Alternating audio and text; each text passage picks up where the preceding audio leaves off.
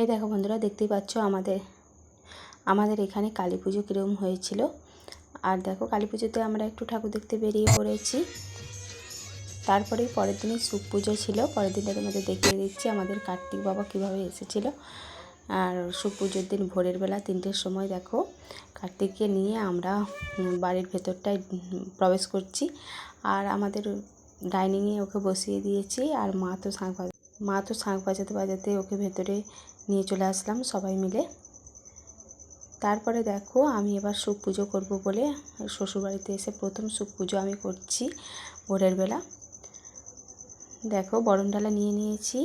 এবার 2 রকমের ঠাকুর তৈরি করতে হয়। আর দেখো, গোবরের একটা দিয়ে দিয়েছি, নাড়ু করে দিয়ে দিয়েছি। তারপরে দেখো, ওখানে শালুক ফুল সব রকম দিয়ে তোমাদের দাদাভাই এদিকে দেখো ফুল ঝুরঝুরি জ্বালাচ্ছে বাচ্চাদের মতো। আর আমি এদিকে শুভ পুজো করছি। তারপরে সকালে আমরা চলে গিয়েছিলাম ভাই ফোঁটাতে, কারণ হচ্ছে যে তোমাদের দাদা ভাইয়ের বোন ফোঁটা দেবে বলে ওখানে চলে গিয়েছিলাম।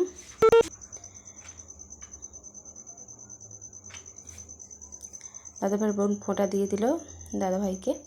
তারপরে দেখো কত কিছু খাওয়ার আয়োজন করেছে। জলখাবার নিয়ে বসে পড়েছি, লুচি মিষ্টি অনেক কিছু তরকারি করেছিল, ঘুগনি। তারপরে দেখো দিদিভাইদের ওখানে ধানের ক্ষেতটা কত সুন্দর, একদম সবুজ মাঠ। ওই মাঠ পেরিয়ে ওখানে নদীর ধার আছে, খুবই সুন্দর জায়গা।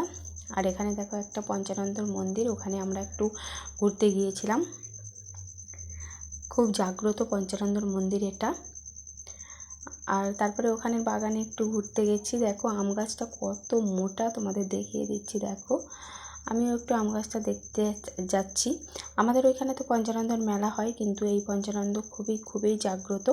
আর দেখো, একদম মহিষাদলের মতো পুরানো রাজবাড়ি। আর এটাও একটা রাজবাড়ি ছিল এখানে। একদম দেখো কত সুন্দর একটা পুরো বাড়ির মতো এখন হয়ে গেছে। আর বন জঙ্গলে ঘেরা। আম গাছটা দেখো কত শাখা প্রশাখা হয়েছে, খুবই সুন্দর। আমার তো খুবই ভালো লেগেছে এইখানটায়। তোমাদের দাদাভাইকে সেই জন্য বললাম এখানটায় একটু ফটো তুলে দিতে।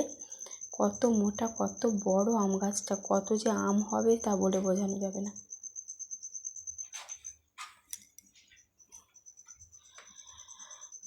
অনেকক্ষণ ওইখানটায় ঘুরছিলাম, আসতে ইচ্ছা করছিল না।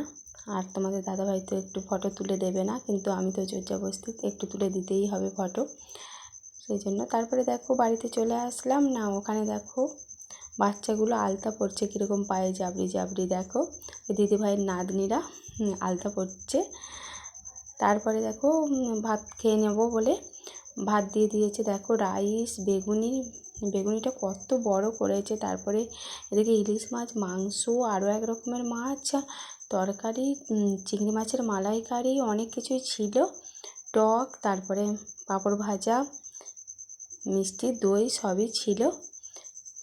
প্রচুর আয়োজন। এত তো খেতেই পারিনি, একদম পেট তো একদম ভরে গিয়েছিল, কি বলবো, একদম তো হাঁপিয়ে গিয়েছিলাম। তারপরে দেখো একটা কালী পুজোতে আমরা চলে গিয়েছিলাম এখান থেকে একটু দূরেই খুব বড় কালী পুজোটা হয় এখানে। ওই কালী পুজোর মা তারাকে দেখতে চলে গিয়েছিলাম। তারপরে দেখে ওখান থেকে আমরা চলে